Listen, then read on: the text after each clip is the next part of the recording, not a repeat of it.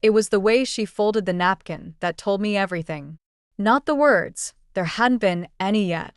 Just the careful, deliberate way her fingers creased the linen, smoothing the edge over and over as if she were ironing silence into fabric. I stood at the kitchen threshold, still in my apron, hands dusted with flour from the pie I'd made, her favorite, cranberry apple with brown sugar crumble. The dining room was warm with candlelight and whispers. My son's fiancée, Clarissa, had just made a toast. I missed most of it, having stepped away to pull the roast from the oven. But when I returned, the energy had changed. Clarissa set her napkin down, looked directly at me, and smiled the kind of smile people wear at boardroom tables, not family dinners. "We wanted to surprise you," she said sweetly as my son, Daniel, pulled something from under the table. A folder. It was thick. Not manila. Leather-bound. My heart knew before my mind caught up. Clarissa tapped the top of the folder once, like she was introducing a keynote. "We thought it was time you had more definition in your role here." My fingers gripped the pie plate tighter. My role. Daniel didn't meet my eyes. He placed the folder in front of my plate. "It's just an agreement, Mom. Something to make things clear. Legal. Clean." Clarissa chuckled, soft and practiced. "You're such a vital part of our household. We thought it only fair to lay out some structure." Structure. That word felt like steel bars wrapped in velvet. I placed the pie gently on the trivet and took my seat at the far end of the table, the same spot where my late husband always sat before cancer took him 3 years ago. The mahogany chair still creaked the same way it had when he'd lean back and laugh at his own bad jokes. I opened the folder. Typed neatly inside was a multi-page contract. A cohabitation agreement, they called it. A document outlining expectations, financial responsibilities, and mutual accountability. Bullet points danced before my eyes. Shared utility cost, 40%. Monthly contribution toward food, $450. Quiet hours enforced, 9 p.m. to 8 a.m. No guests without written notice. At the bottom, 2 lines, one for Daniel, one for me. My stomach curled. I looked across the table. Daniel ran a hand through his hair, clearly uncomfortable. Clarissa sat upright, proud of her little plan, sipping wine like this was a book club, not a betrayal. "You want me to pay rent," I said calmly, not as a question, but a confirmation. "It's just to help us all feel balanced," Clarissa replied. "This isn't personal." No. Of course not. Only legal. "Mom, you've been with us for almost 2 years, Daniel added.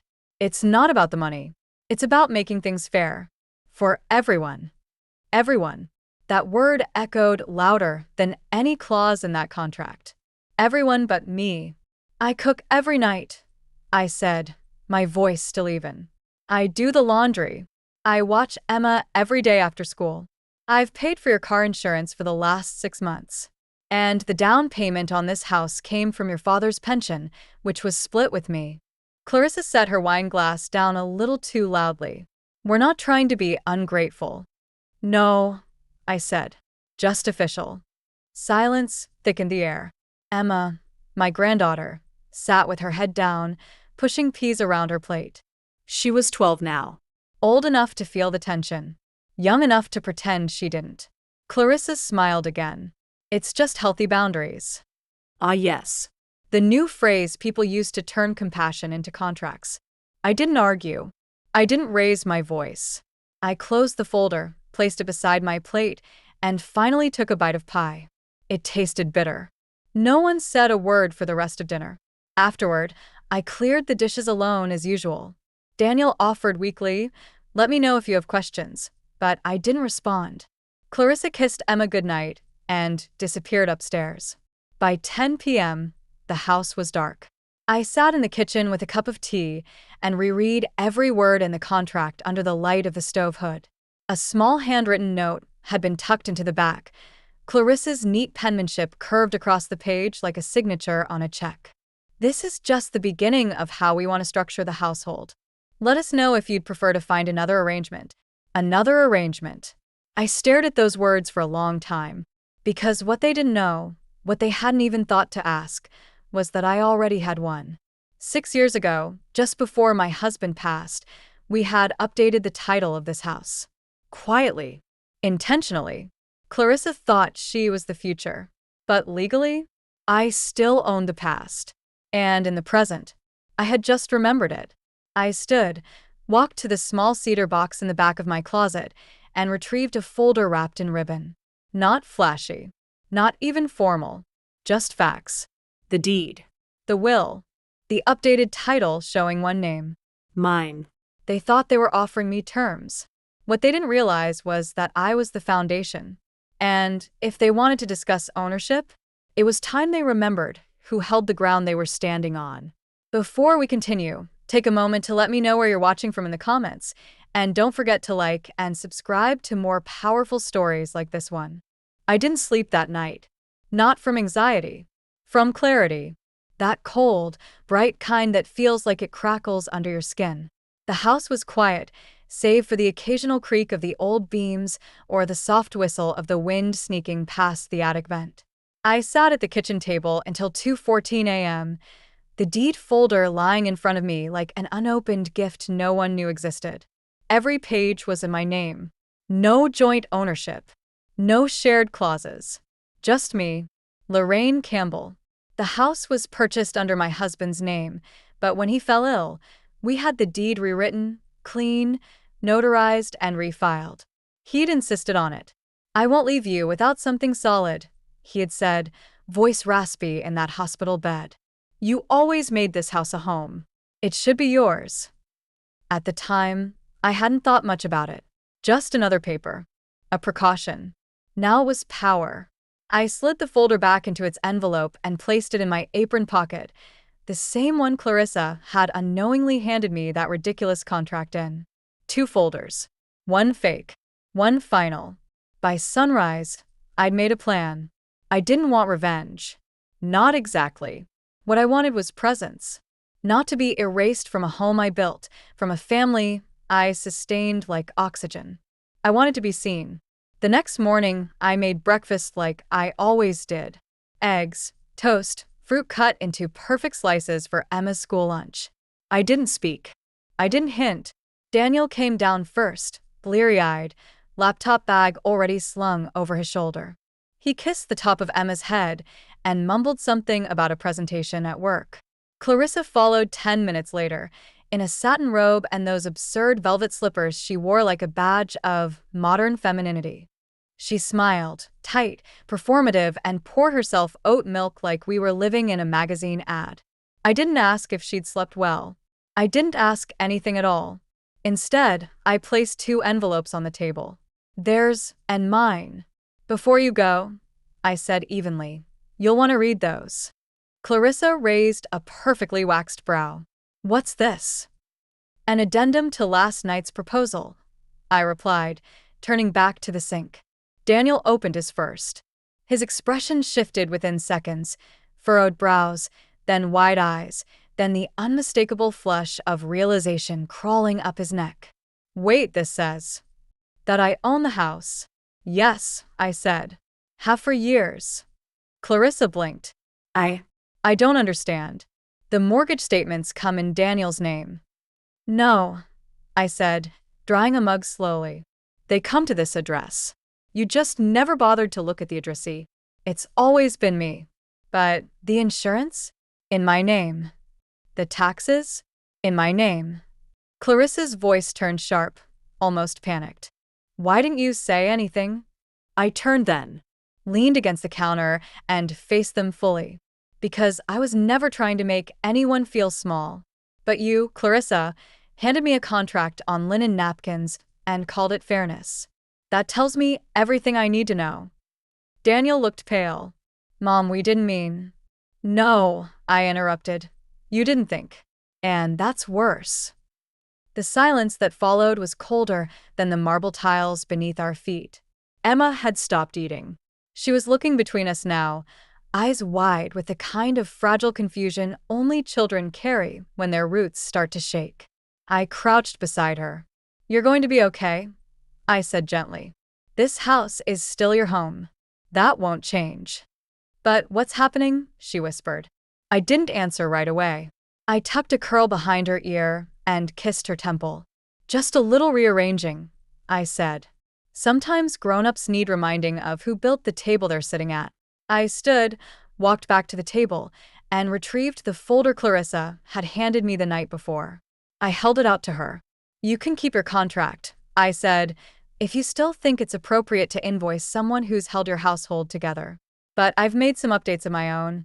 I handed them a new document, stapled, typed in the same Times New Roman font they'd chosen, so they'd feel the full echo of what they tried to reduce me to. A formal lease. Their lease. $1,400 a month. Utilities split 3 ways. Use of the garage revoked. All groceries to be purchased on individual accounts, no shared pantry. Guest privileges revoked pending written request. And a clause that explicitly designated the basement office and master bedroom as private property. Mine. Clarissa's mouth fell open. You're kidding. I'm not. Daniel looked up at me, finally truly looking. You want us to pay you rent? I met his eyes. I want you to remember what happens when you try to turn someone's life into a line item. He swallowed. Where are we supposed to go if? I'm not kicking you out, I said calmly. But if you want to stay, you'll sign the lease. And if we don't, Clarissa spat, then you'll find out how hard it is to find an apartment in this market with no warning, no references, and a 12-year-old child mid-school year. I didn't raise my voice. I didn't need to. Some truths arrive with thunder. Others land like a final spoon hitting an empty plate. Emma stood suddenly, grabbing her backpack. I'm going to be late. I'll walk you to the car, I said, grabbing my coat. Outside, the sky was cloudy, the air brittle with the sting of early November. Emma climbed into the back seat as I shut the door. Daniel came out behind me. Mom, I didn't turn around. I never meant to make you feel like this wasn't your home. I faced him slowly. It's not about how you made me feel, I said. It's about how you made decisions without me. That's not family. That's management. He looked ashamed. And maybe for the first time in a long time, I didn't reach for his shame like a mother eager to console. I let it settle. I'll give you 2 days, I said. Sign the lease or find another place. He nodded slowly. I understand. No, I said gently, but you will. I turned and walked back inside. Behind me, the leaves rustled, like the house itself was finally waking up. They didn't speak to me for the rest of the day. Not out loud, not with words. But silence has its own vocabulary, and I heard every syllable of it. Clarissa stomped around the kitchen just loud enough for her irritation to echo. She opened and closed drawers with unnecessary force, slammed the pantry door like punctuation. She left a dirty pan in the sink. On purpose. Daniel stayed in the study most of the day. I could hear the faint hum of his conference calls through the wall, his voice low, strained.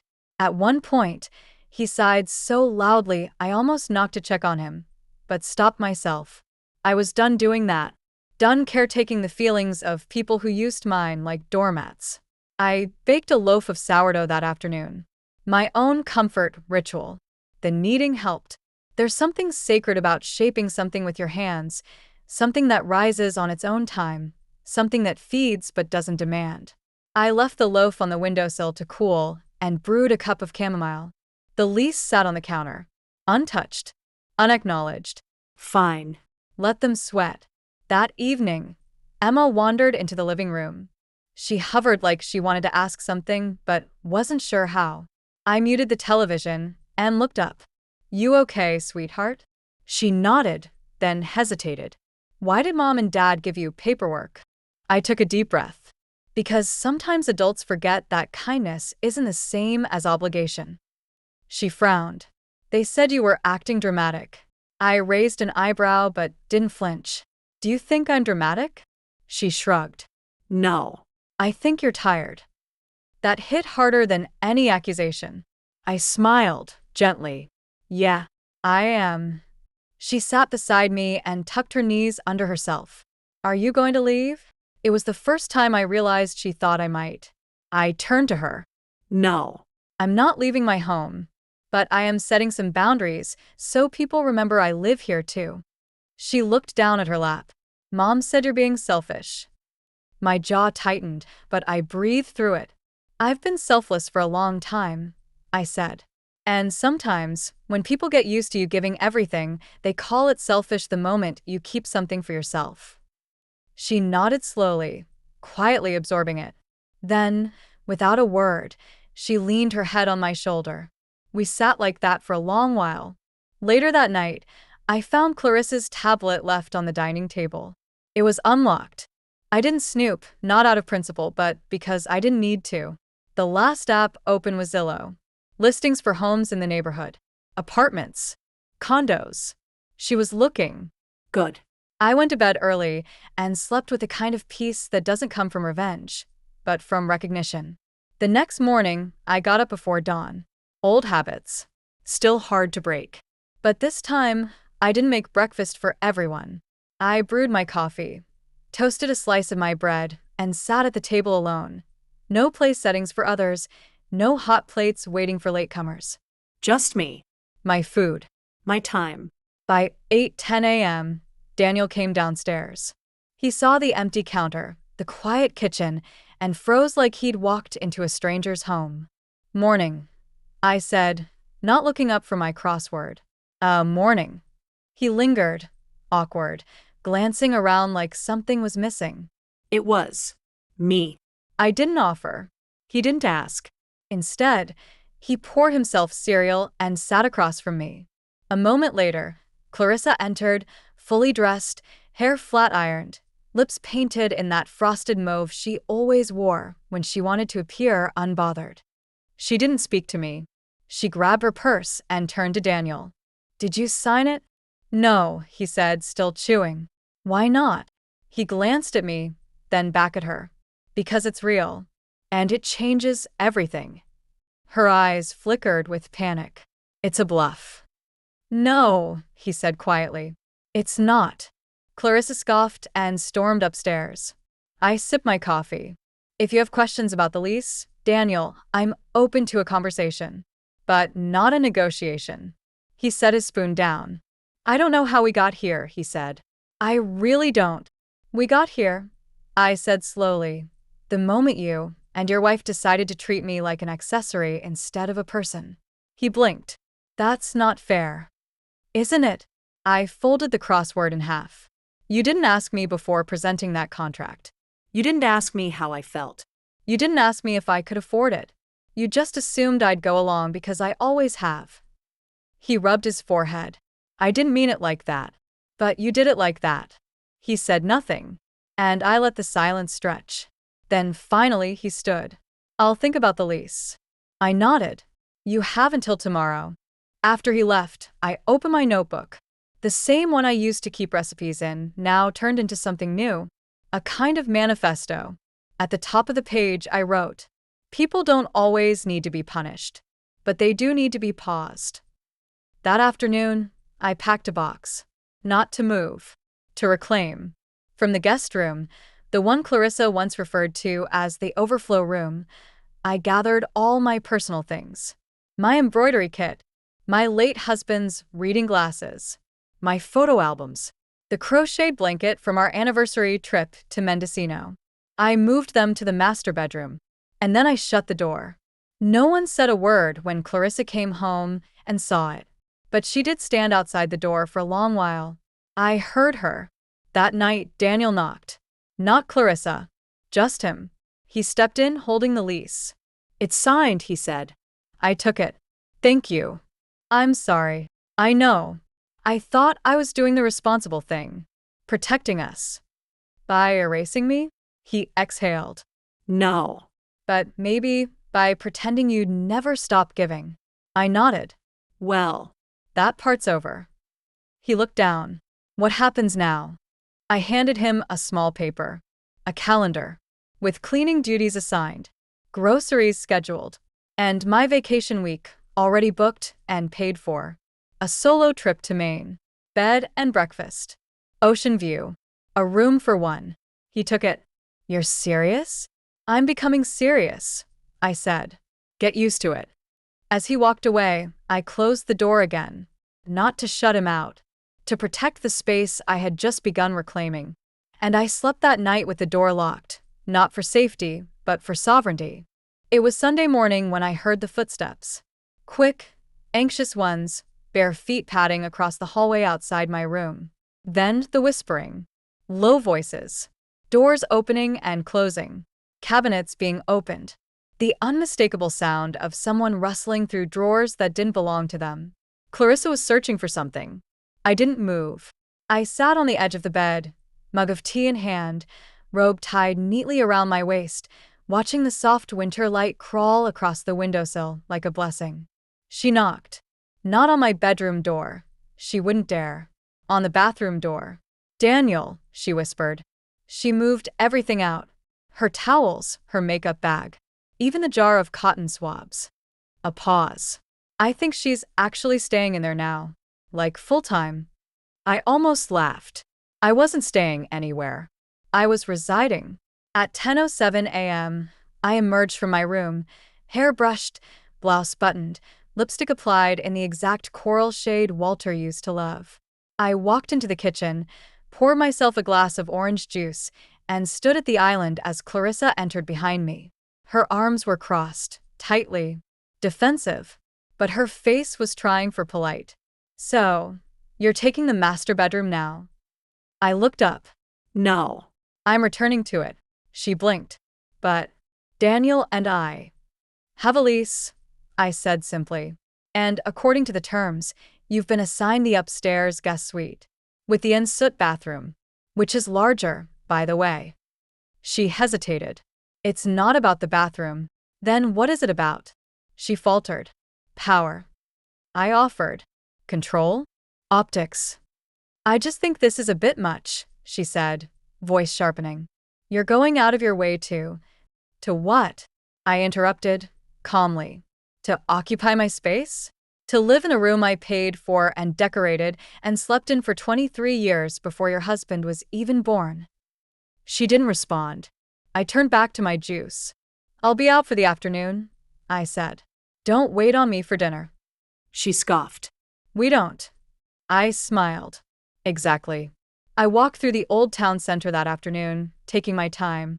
The bookstore still had the same crooked sign, still smelled like cedar and dust and imagination. I bought a new journal and a copy of a memoir I'd been meaning to read for years. Something about boundaries and becoming. The woman at the counter smiled. "You look like someone with a secret." Not a secret, I said. "A plan." Back home, I dropped my bag in the foyer and noticed something curious. The trash hadn't been taken out. The dishes from breakfast were still in the sink. The recycling bin was overflowing. Normally, that would have been my cue, but not anymore. I walked upstairs, past the mess, and closed the door behind me. Monday came with its usual routine. Except now it wasn't mine. Clarissa was running late. I heard the hairdryer blasting at 7:43 a.m., doors opening and slamming. Daniel was pacing with his phone on speaker, grumbling about deadlines and conference calls. Emma came into the kitchen holding a granola bar and looking confused. "There's no lunch," she said. I looked up from the book I was reading. "Then you'll need to make one." She frowned. "But I always get a thermos with pasta or soup." "I don't cook weekday lunches anymore," I said gently. "That's in the new schedule." She stood there for a moment, like the idea of responsibility was foreign. Eventually, she opened the fridge, fumbled through Tupperware, and assembled a sad peanut butter sandwich with too much jelly. But she did it. Progress. Clarissa appeared seconds later, flustered and snapping at no one in particular. She paused when she saw me sitting at the table, sipping my tea. "You couldn't have helped her pack her lunch?" She didn't ask. "She's a child." "She's 12. Clarissa exhaled hard. "You're really doing this, aren't you?" I looked up. "Doing what?" "Making a point. With all of this." "No," I said. "I'm making a life. Mine." She didn't answer. Instead, she left the room. That evening, Daniel returned home with flowers. I opened the door before he could knock. "Yellow tulips. My favorite." "Peace offering?" he asked, sheepishly. I stepped aside and let him in. I know this has been a mess, he said, setting them on the counter. And I know you probably think I'm just blind. But I see it now. The way we've been operating. I didn't speak. You made this house run, he said. And we treated you like the help. Still, I waited. And it's not even about the money. It's about acknowledgement, respect. Yes, I said quietly. It always was. He nodded. Clarissa didn't join us for dinner that night. She claimed a migraine and retreated to the guest suite. Fine by me. Daniel stayed behind after Emma went upstairs. Do you ever think about moving out? He asked suddenly. Just leaving it all? I smiled. I used to, I admitted. All the time. But I realized something recently. What's that? You can't leave what you haven't fully claimed. And I hadn't. Not really. He looked confused. I spent years living small inside this house, waiting to be asked, waiting to be noticed. But now, I gestured around the kitchen. I'm not waiting anymore. He nodded slowly. I want to do better. Then start by doing your part, I said, motioning to the sink. He laughed. But he washed the dishes.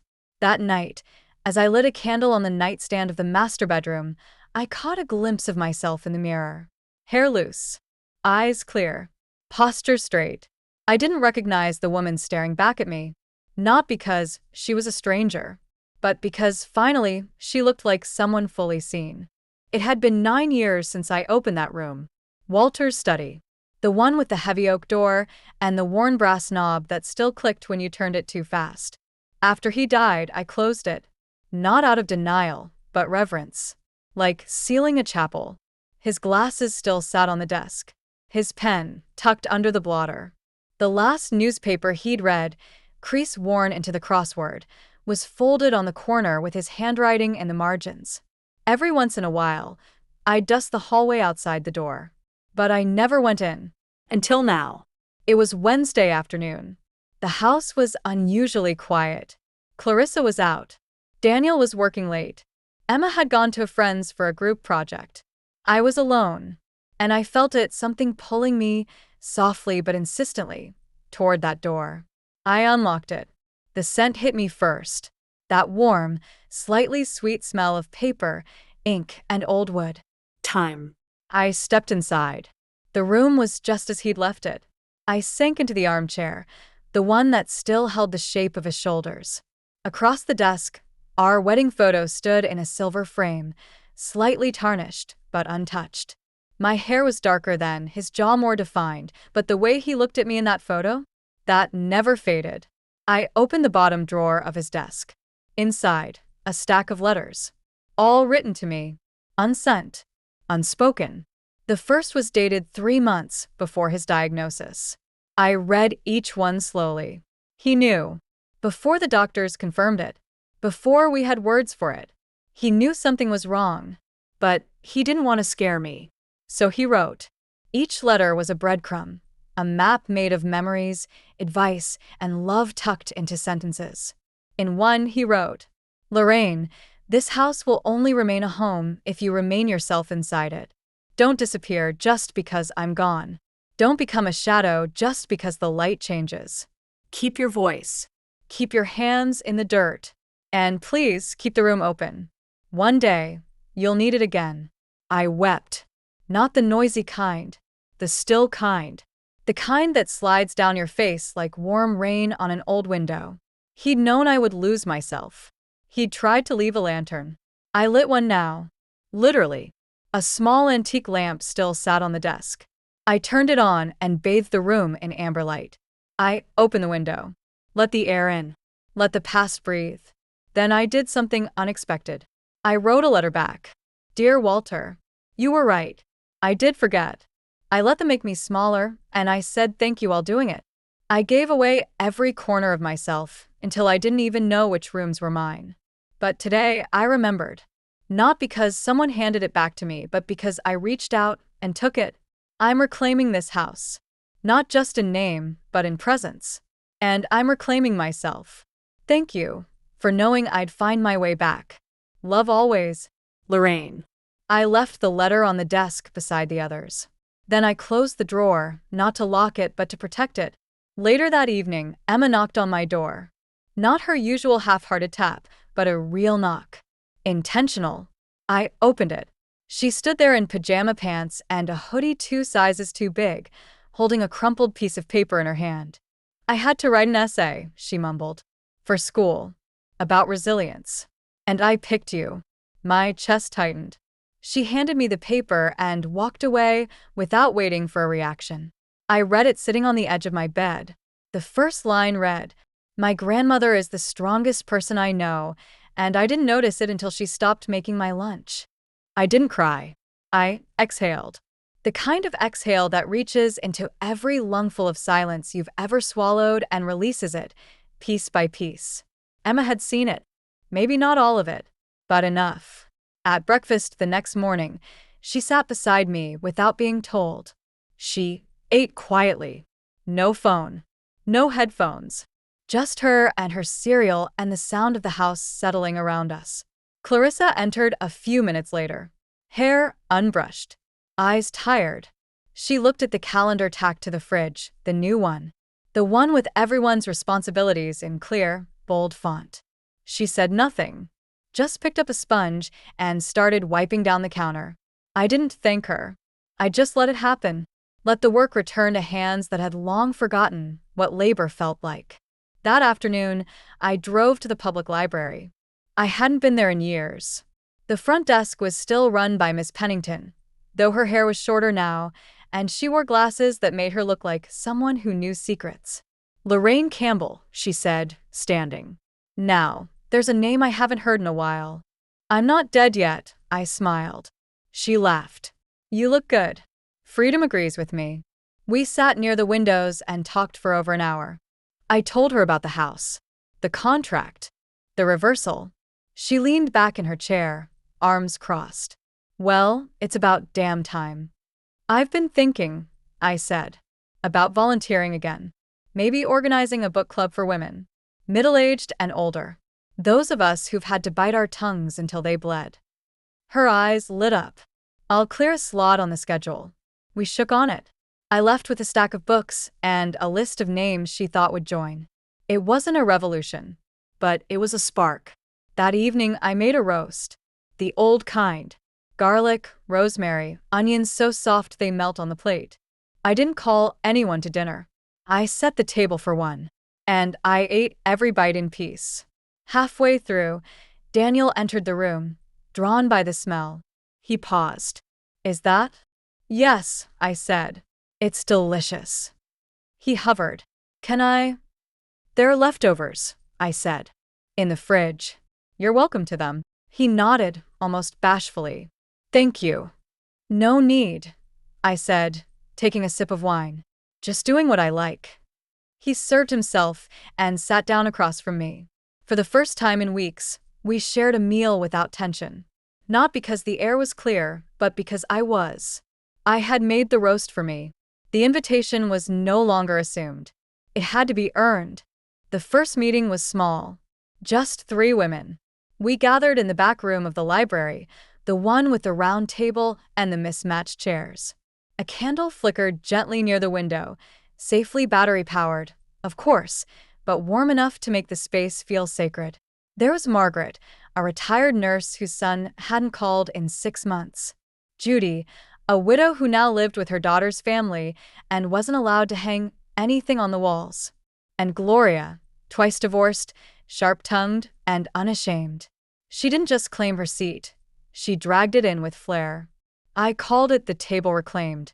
I made tea, brought lemon bars from the bakery, and read a passage aloud from a memoir I'd been writing quietly in the early mornings when the rest of the house was still asleep. It wasn't anything revolutionary, but it felt like lighting a match in a room that had grown used to the dark. When I finished, Judy clapped gently. Then she cried. Not the sobbing kind. Just a single tear that slipped down her cheek like memory.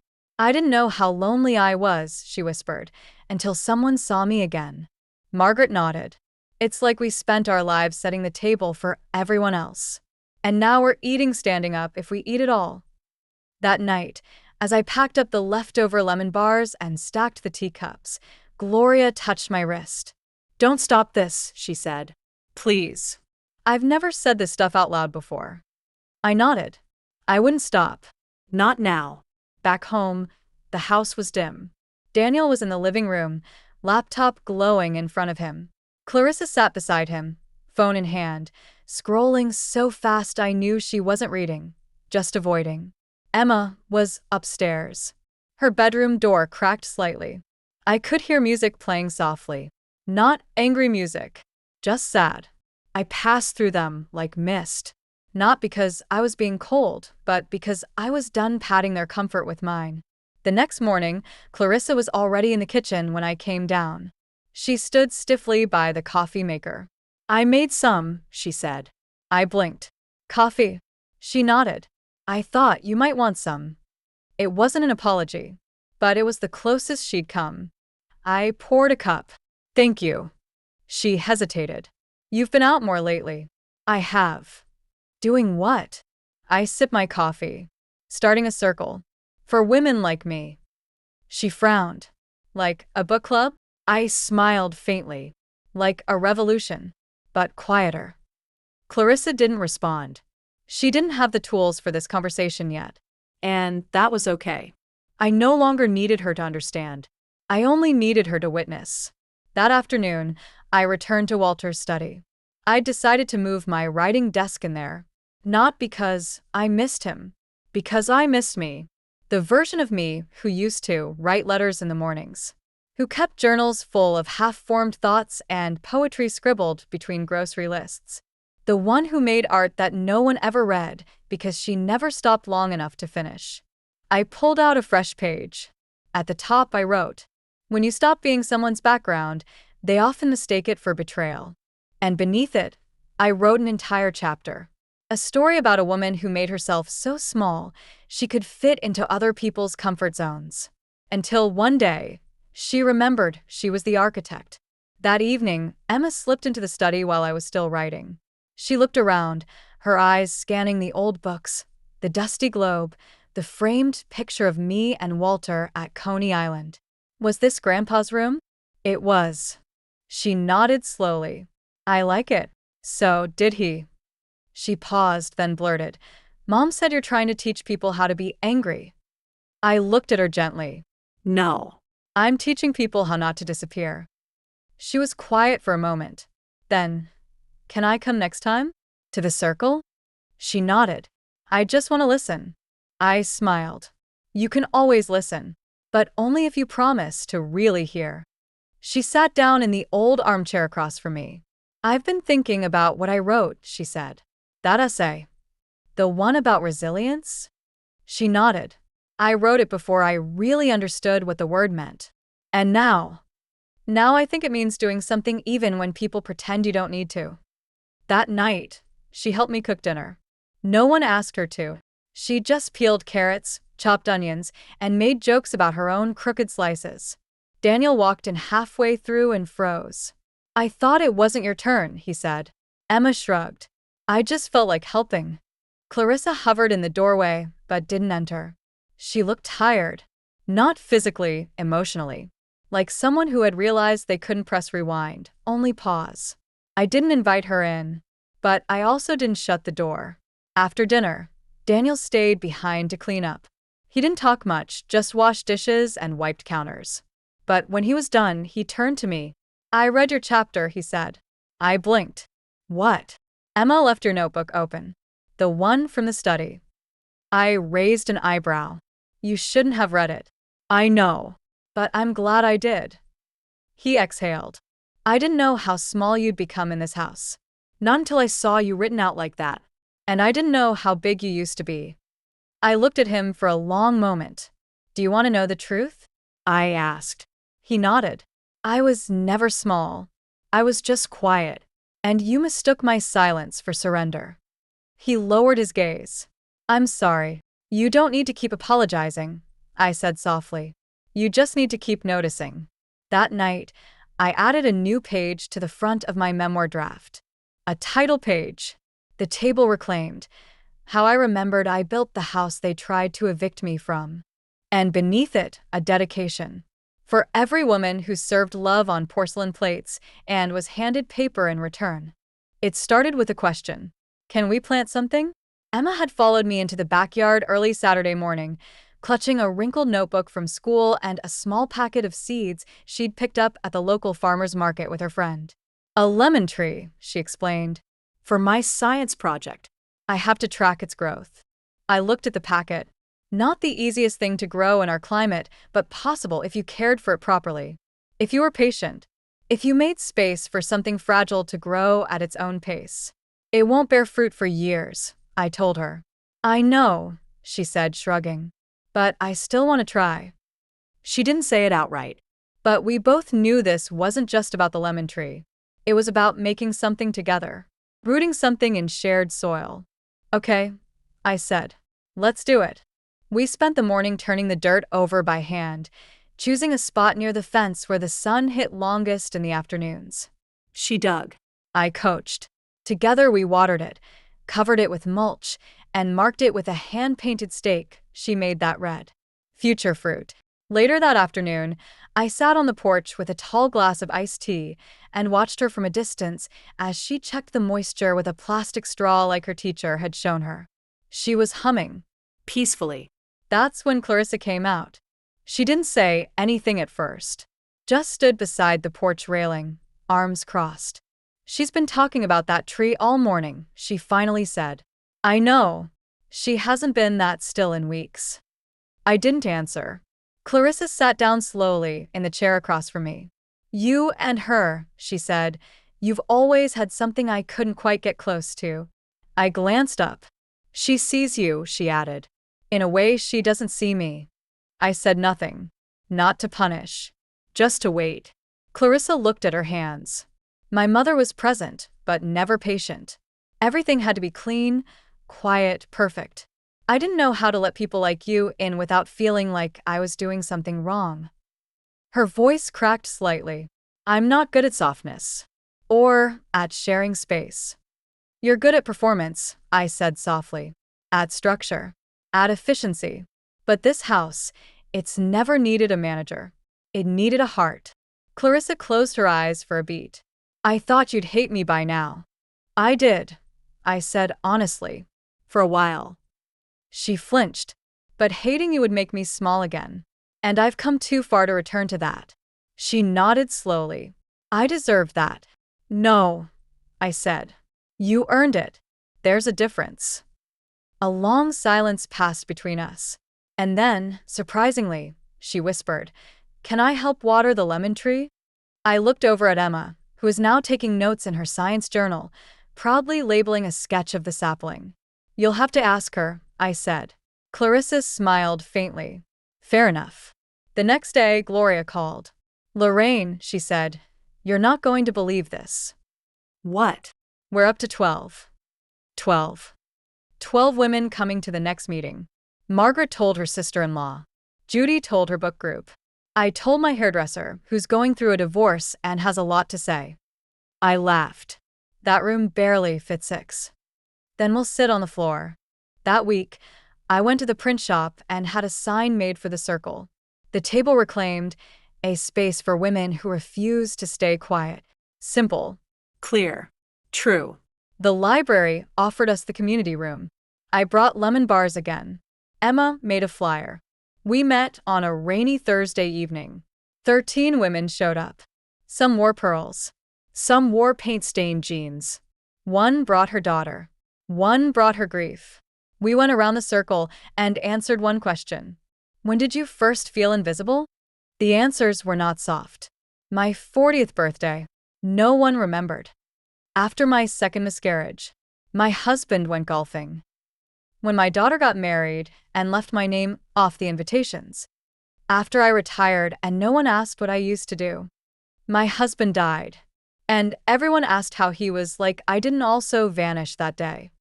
When it came to me, I said, the first time I wasn't thanked for a dinner I made. Not forgotten, unacknowledged. That's different.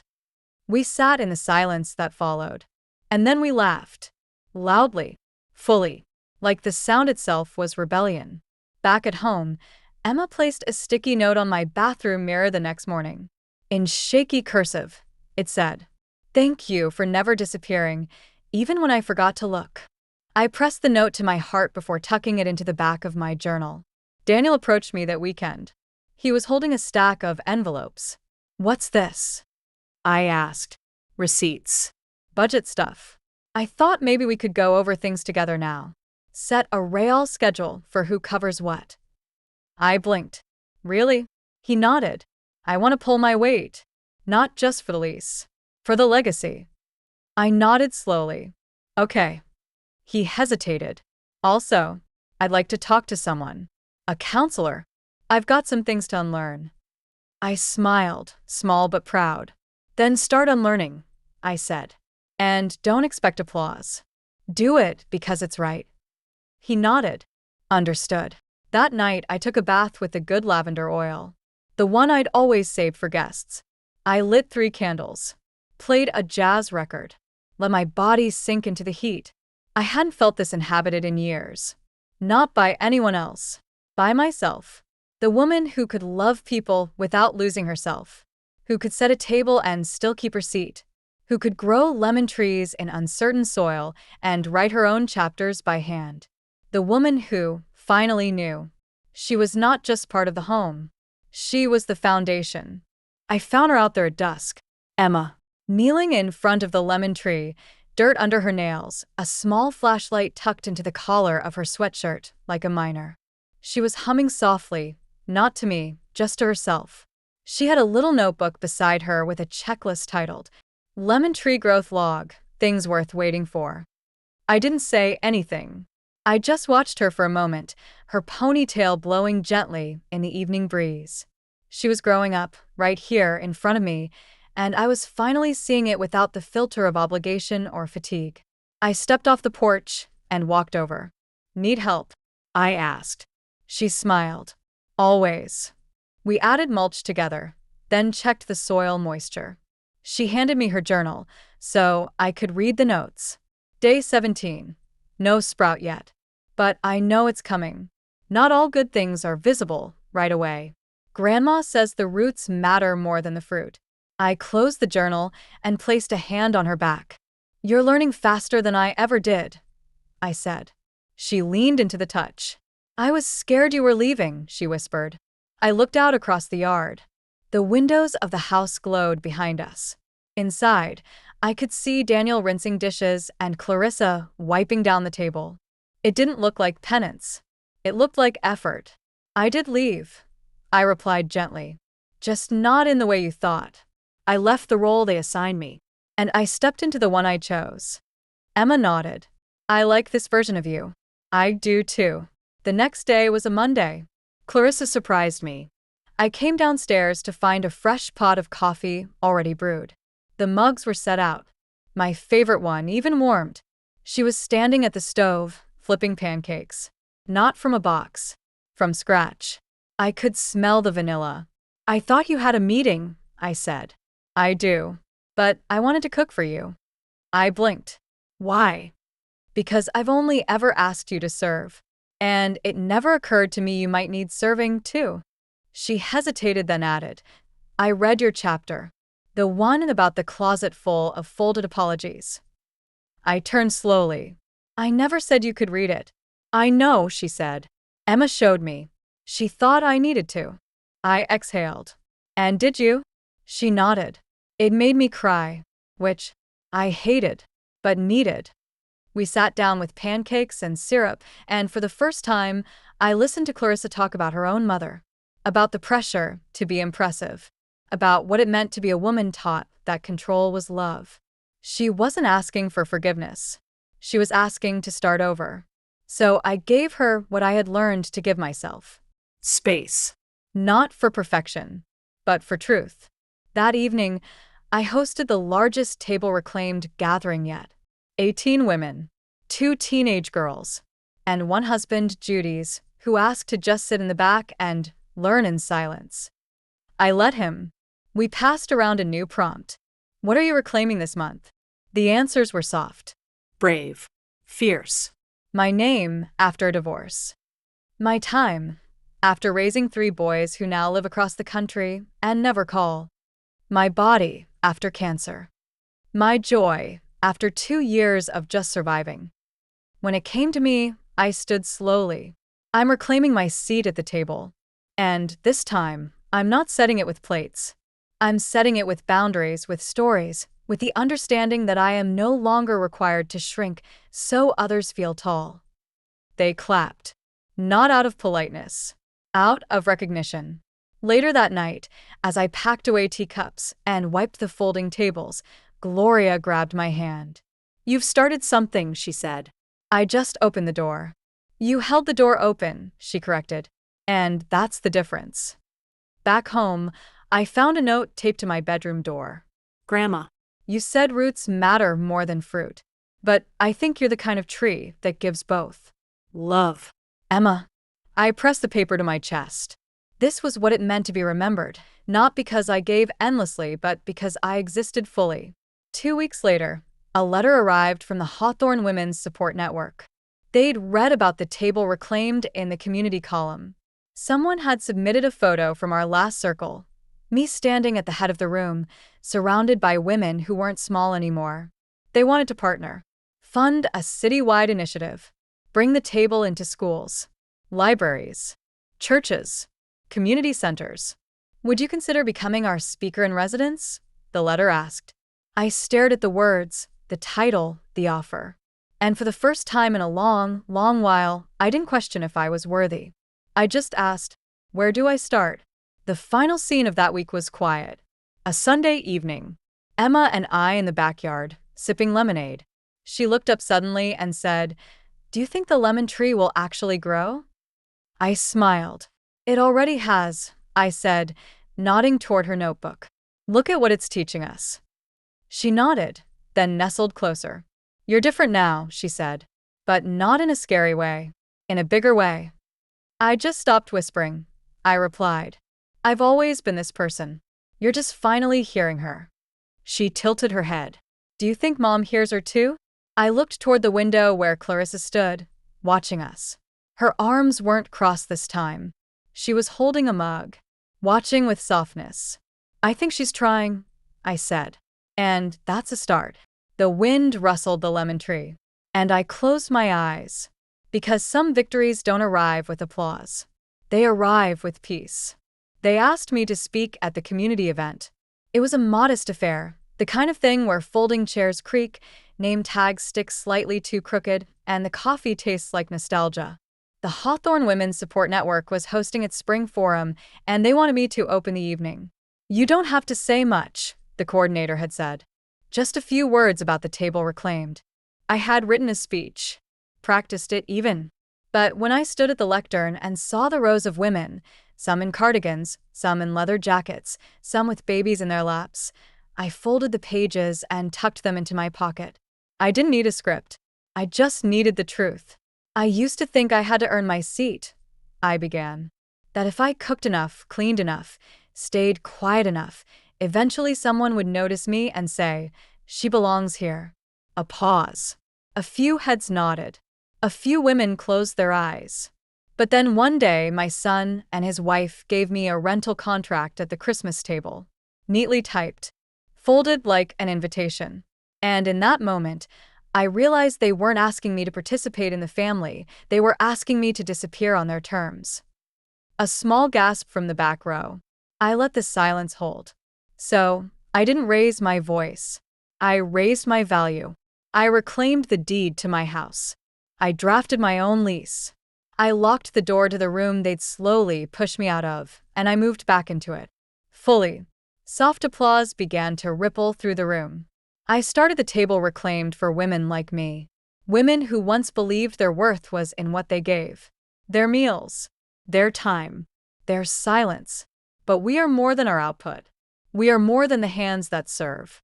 We are the architects of memory. The holders of home. By now, the room had gone still. No shuffling. No side whispers. Just listening. Some of us raised children who forgot. Some of us loved partners who vanished. Some of us spent decades as background music in our own lives. But I'm here to tell you, you are not a placeholder. You are not invisible. And you don't need permission to be whole.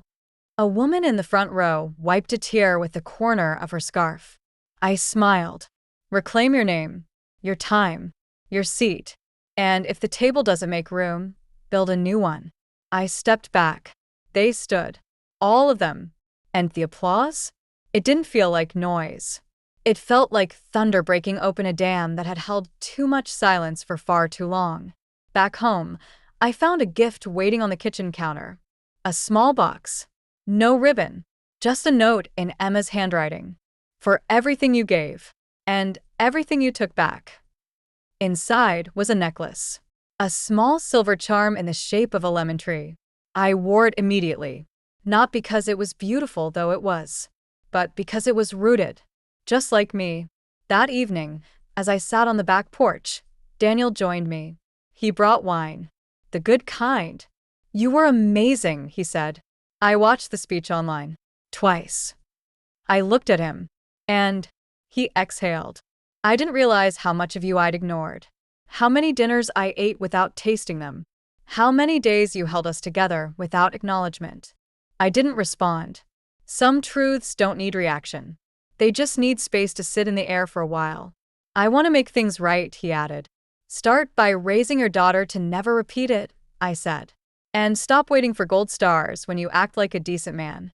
He nodded, swallowing hard. Then, I saw the letter Dad left you. In the study. The one about keeping the room open. That made my breath catch. He saw all of it, Daniel said. And I didn't. That hurts. Good, I said softly.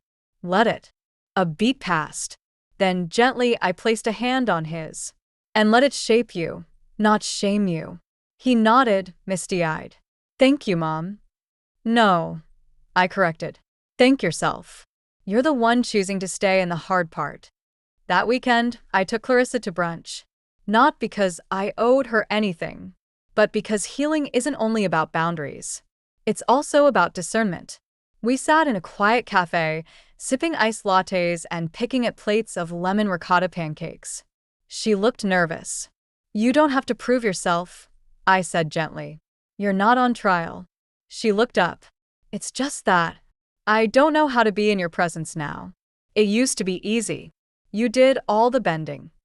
And now I don't. She nodded. It's intimidating. It should be, I said, not unkindly. She smiled. You're not making this easy. No, I said, but I am making it honest. That night, Clarissa knocked on my door. She handed me a small envelope. Inside was a single card. On it, in her handwriting, thank you for teaching me what grace with boundaries looks like. I didn't say anything. I just nodded and kept the card. Not because it made everything okay, but because it was a marker. Proof that a new tree was growing, slowly, stubbornly, in her too. Later, Emma asked if we could name the lemon tree. I told her I already had. What is it? She asked, eyes wide. Resilience. She grinned. Perfect. That night, she fell asleep beside me on the couch, wrapped in a blanket she used to call Grandma's armor. The one Walter gave me our last Christmas together. As I tucked it around her, I whispered to the quiet. I didn't just reclaim the house. I reclaimed my legacy. Spring came early. The lemon tree was still just a sapling, its thin stem propped by a stake and hope, but new leaves had started to unfurl at the top, tiny and determined. Emma checked it every morning before school, rain or shine. She recorded soil temperature, adjusted mulch levels, and whispered to it like it was something sacred. Because it was. We both knew it.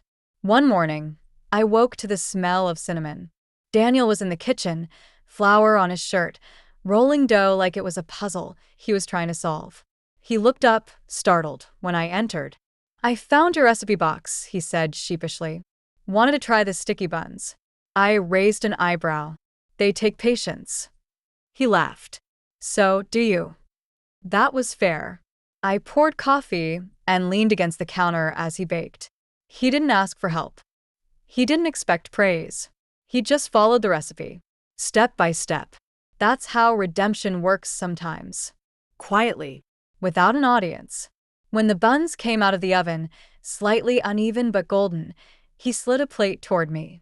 "For all the breakfasts you made without being thanked," he said. I tore off a piece, steam rising into the quiet. And then I nodded, because that's how forgiveness works too. Later that week, I got a call from the director of the Hawthorne Women's Center. She wanted to feature my story in a short film they were producing, something about invisible labor and emotional inheritance. I hesitated at first. Then I said yes. We filmed in the study, in the kitchen, under the lemon tree. Emma sat beside me in one of the shots. "She's the reason I came back to myself," I said, because I realized I was teaching her how to disappear. The director nodded quietly. "And now I'm teaching her how to stay visible, even when it's uncomfortable." The video went viral. Thousands of women shared their stories in the comments. Some wrote essays. Others sent handwritten letters to the center, addressed simply, "To the woman who built the house." One card stood out. It arrived on creamy paper, the handwriting elegant and familiar. "Dear Lorraine, your story reminded me of who I was before I shrank to fit a life that couldn't hold me. I want to come visit if you'll have me. Love. Melanie, my sister." After all these years, not asking for space, but offering to arrive. 2 Sundays later, I hosted a dinner. Not a performance. Not a duty. A gathering. No one assumed I would cook. Daniel brought roasted vegetables. Clarissa baked a lemon tart, with Emma's guidance. I made only one dish, a simple roasted chicken, seasoned with rosemary from my garden. We sat around the table, no name cards, no hidden tensions. Just voices. Real ones. Halfway through the meal, Clarissa raised her glass. "I just want to say, I've never seen someone turn survival into structure the way you have." I tilted my head. "Is that a compliment?" She laughed. "It's a vow. I want to help build what you're building." Emma chimed in. "Can I help too? Maybe design the flyers? I've been learning Canva." Daniel raised his glass.